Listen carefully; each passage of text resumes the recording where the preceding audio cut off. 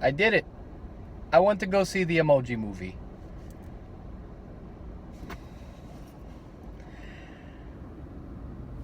I didn't want to do this. In fact, you're probably watching this right now. iPhone? Really? You're not going to go back to your apartment and actually film an actual video with an actual camera? You're going to go straight to your car? But here's the thing. I got to capture the moment. I feel like this is something that I really should take advantage of. Like that last video I made of the Hey Arnold, I was like, you know what? Dude, I just want to capture the immediate reaction after seeing what I just saw. And let me give you a little bit of background. Announced a while ago, this movie, the Emoji movie, was coming out. And prior to that, Sony has been having a bad track record. It always seems like every once there's going to be that one movie that comes out that really pisses people off. Started in 2014 with The Amazing Spider-Man. After that, Amazing Spider-Man 2, by the way. And then after that, we got Pixels. And then after that, the Ghostbusters reboot. Now, suddenly, this is the one. This is the beating horse. This is the whipping boy for Sony, the Emoji movie. In fact, before this movie even came out, as soon as it was announced, people were like, I'm going to hate this movie. I'm going to trash this film because how can you make a movie out of emoticons? Like, that was the idea, is that this is like scraping the bottom of the barrel. But the thing is, prior to this movie coming out, I didn't feel that way. I saw that they had some competent talent working on this film. Sony Pictures Animation is a good studio. They've made good movies. In fact, I think they've put a new energy to computer animated films that Pixar hasn't done in a while, which is give their animated films more of a cartoony appeal. I'm being honest with you. They have something that Pixar isn't doing. And for a while, when Pixar was doing bad, they were making better movies. And I guess T.J. Miller was announced as the main character of the movie. I was excited about that because T.J. Miller is a good actor. I like seeing T.J. Miller act. In fact, after this movie was finished, the credits were rolling, and I was surprised there was a lot of good talent that was used in this movie. So going into this movie, I wasn't like most critics, and I mean, there were people online bashing this.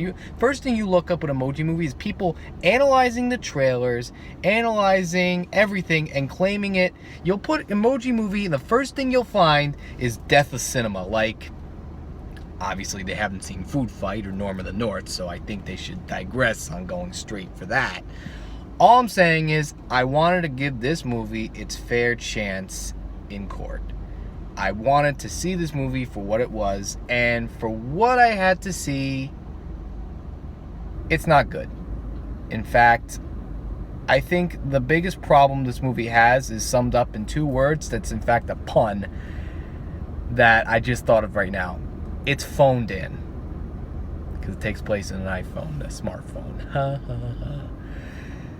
But I don't think it's the worst thing I've ever seen. I mean, I've seen worse movies than this. I've seen worse animated movies than this. But the story is exactly what you'd imagine it would be, and slightly more cruel than you thought it would be. In fact, this movie gets downright evil with the way they handle their characters, to the point where as little characters they're established, and the consequences they give to these characters without spoiling anything seemed unnecessarily cruel. This is something that you'd have to witness for yourself.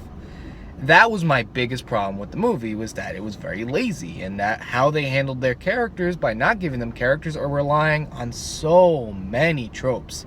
The biggest problem I had with this movie was kind of reaffirmed. This movie is Wreck-It Ralph. This movie is Inside Out, taking place on a smartphone. In fact, me making this review on a smartphone only seems appropriate. And I really get the impression that the filmmakers got the Teen Titans Go approach of, we know a lot of people are going to hate this movie either way because we've got the backlash, let's create internet trolls.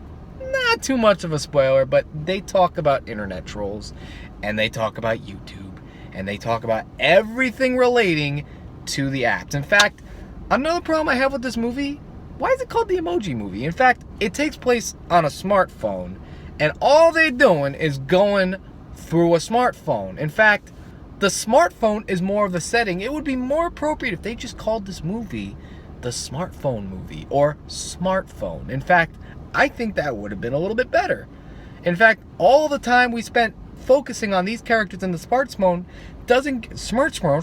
whatever, we don't get any attention to the humans. We just don't care about the humans. In fact, we care about the humans less than we did in Inside Out, which I thought was not possible, but somehow the Emoji movie proved me wrong. With all that said and done, I didn't hate this movie. In fact, it got 2 chuckles out of me because they had gags. In fact, when you're making a movie about emotions and emoticons, you're gonna rely on simple gags. It's like, actually goes back to another problem I have, which I'll probably elaborate in a longer review, guys, because I know how many people have been asking me to talk about this and Captain Underpants, but didn't get to that because, hey, nobody specifically put it on my Patreon, and I'm getting the first things, through Patreon requests. Then that's a whole nother story for another time, like description, whatever. All I gotta say is the Emoji movie is bad, but it's not as bad as you make it out. If you got kids, I don't know, actually. A lot of kids don't really use iPhones unless they're using their parents' iPhones. I don't think they're going to get a lot of these jokes for really little kids, because I really don't know if they were aiming this for adults.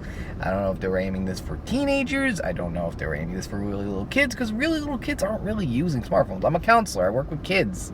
I know I don't see kids using their own smartphones unless it's their parents' smartphones. So a lot of these jokes are going to go over their heads. And it really feels dumbed down, like it's a kid's movie. Like we got this character who wants to be himself. And I've talked about this in a Dumbo symposium where I talked about what I loved about Dumbo. And the fact is that this movie pretty much takes the Dumbo formula, which in fact makes Dumbo an even better movie years later. In fact, this is just a Dumbo movie with emoticons. That's funny. As soon as I was going to go ahead and say the things I liked about this movie, I instantly think about the things I don't like about this movie. I've already gone through things that I found very annoying about this film, and I really came into this wanting to defend it. Not defend it per se, but just give it a chance, because so many people have been bashing on this movie. I really can't say that, guys, and I'm sorry. And I mean, I love Sony Pictures Animation, and I love T.J. Miller. Anna Faris was announced as the co-lead. I love Anna Faris. In fact, what I loved about her character is that it's everything Anna Faris is. She's a female comedian who chooses movies to be funny and not just to be the pretty character. And for years, Anna Faris has been doing that. So the fact that that's her character almost seems like a match made in heaven, and that would have been perfect. But the way it turned out didn't turn out. In fact, the biggest thing this movie had in it was a spoiler that, oh no, everybody saw coming a mile away. That character was actually that character? Yeah, she looked like that character. I know it sounds very vague, but once you see this movie, you'll figure out what that is. Maybe I'll do a spoiler video if you guys want to see a spoiler video of me talk about things I didn't, in full detail as to what it is that I found very annoying, or in a Cartoon Palooza review. Maybe give it some time. I was thinking about August being a catch-up month on animated movies that came out in 2017, clipless reviews.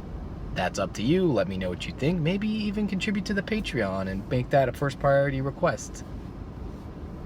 But that's totally up to you. You figure that out. Long story short, I'm getting a little bit redundant. You all saw this coming. I bet you, as soon as you saw this, what's Joey gonna do? Is he gonna use a silly looking thumbnail with an emoji on it? I don't know, man.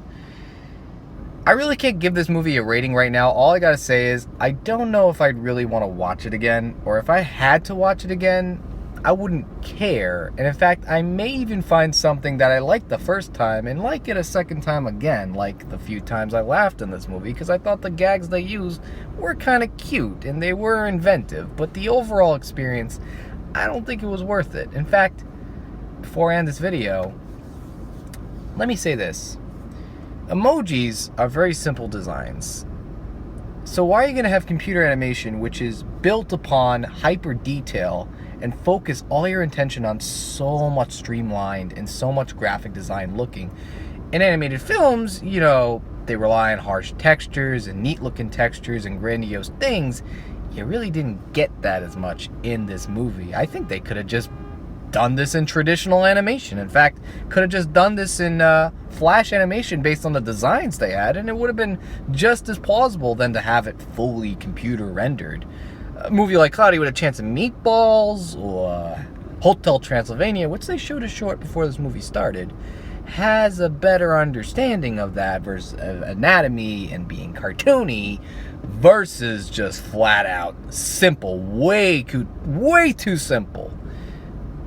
Too simple, and it was kind of annoying to look at for a while.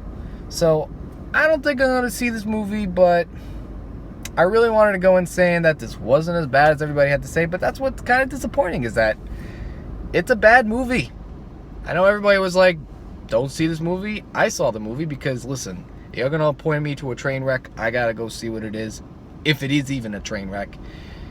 I didn't want it to be a train wreck, but after seeing it, I was disappointed. I was actually going to this movie with some expectations because it's a competent studio. I like the voice actors, but it just didn't fly for me. I hope you like this video. Comment below. Let me know what you think.